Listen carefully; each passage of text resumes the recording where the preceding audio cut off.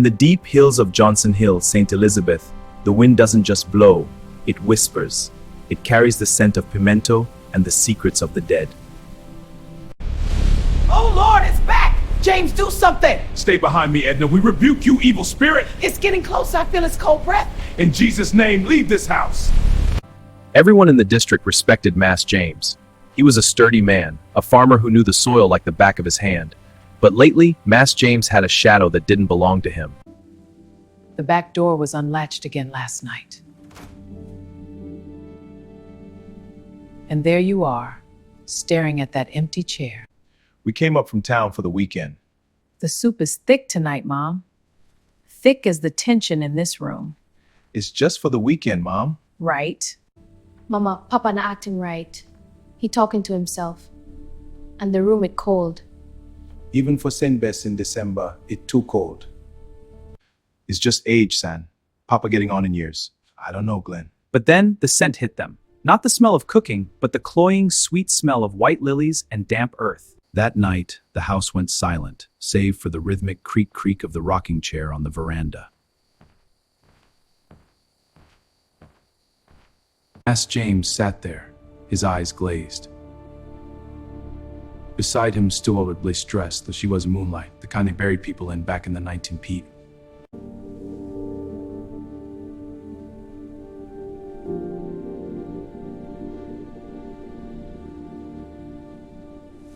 The kind they buried people in back in the 1940s. Her skin was the color of moonlight, and her eyes were two bottomless pits of St. Elizabeth peat. I tell you already, Miss Charlotte. I didn't know the house was over your spot. I didn't know.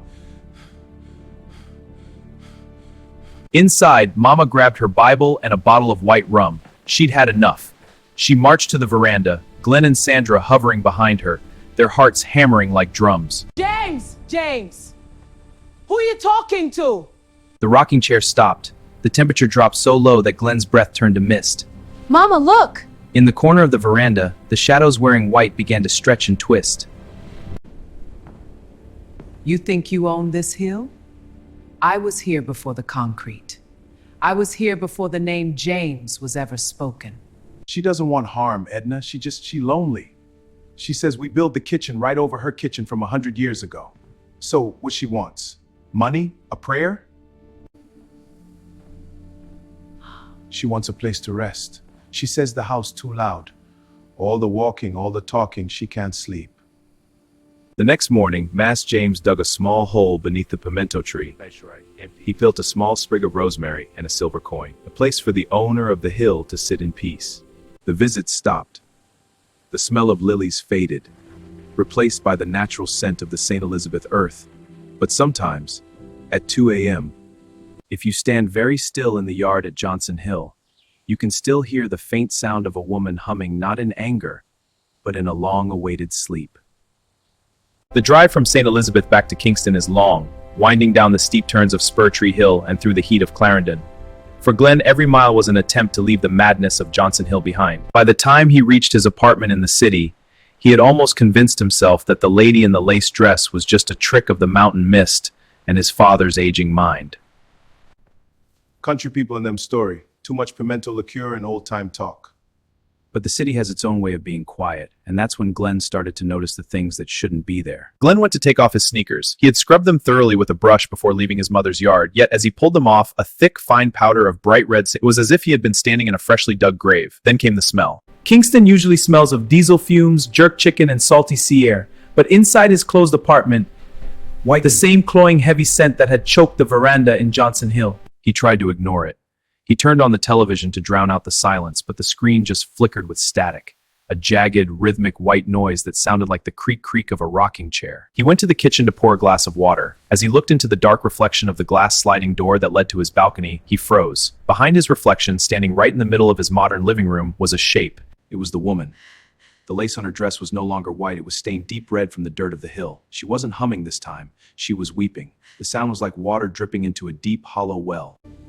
You take a piece of me with you, James boy. You carry the blood. The blood is the map back to the hill. Shafi. Glen, Papa just wake up screaming. He say he see the woman leave the pimento tree and follow your car. He say you forgot to wash the spirit dust off your tires. Glen, are you okay? Glen looked back at the glass door. The woman was closer now. He could see the intricate patterns of the lace and the way her fingers, long, pale, and tapering into nothing, were reaching toward his shadow on the floor. Glen remembered what his mother, Edna, always said. The city can't protect you from what the earth knows. He didn't panic.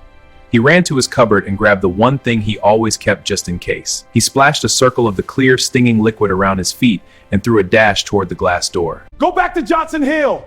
The bargain was made. The stone bench is yours. Leave the city alone. The air suddenly rushed out of the room like a vacuum. The smell of lilies vanished, replaced by the sharp medicinal sting of the rum. The red dirt on the rug turned to gray ash and blew away into the air vents. Glen didn't sleep that night. He sat on his sofa with every light in the apartment turned on, his Bible open to the 91st Psalm. When the sun finally rose over the blue mountains, he walked down to the parking lot. He looked at his car tires. They were caked in red mud, even though the Kingston streets were bone dry. He took a hose and spent 2 hours washing every inch of that car, watching the red water run down into the city drains. He realized then that being town-schooled didn't mean a thing. Once you are a child of the St. Elizabeth soil, the spirits don't care about your degree or your gated complex. They know your name, and they know the way home. Months later, everywhere seems calm, until one day Sarah woke up with marks and scratches all over her.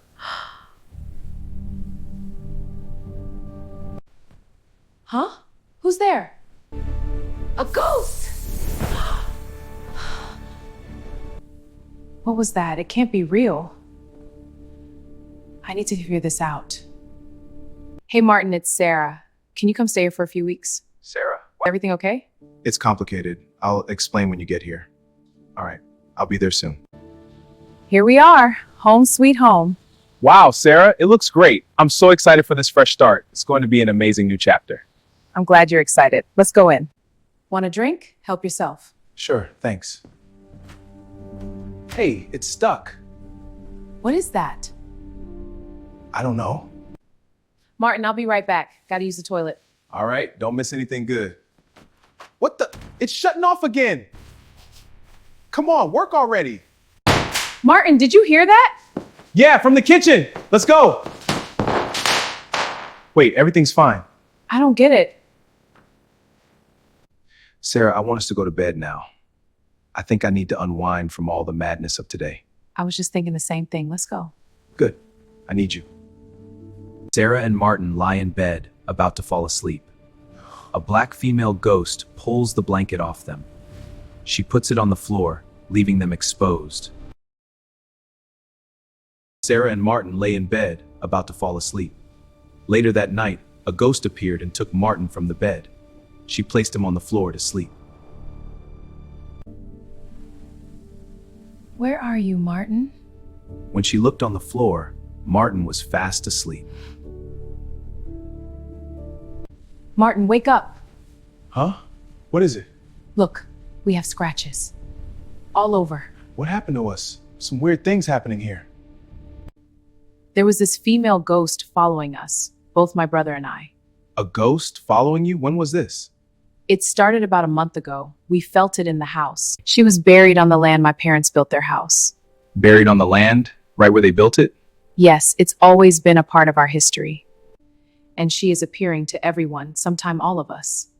It is said that our kitchen is on top of her grave. On top of her grave? That's why she haunts us.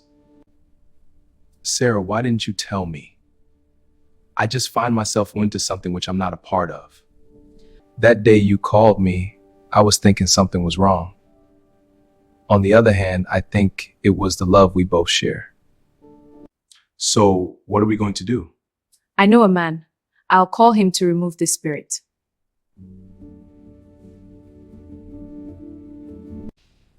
I'm calling Dirty Frock. Sarah, wait, don't. Hello?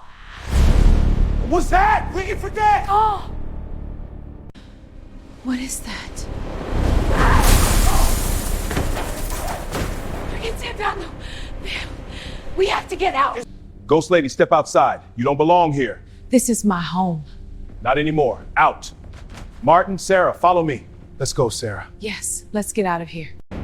Spirits of the oil, awaken! I act, you cannot bad budget.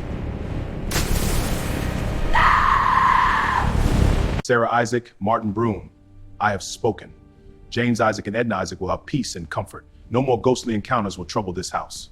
Thank you, Dirty Frock. We are in your debt.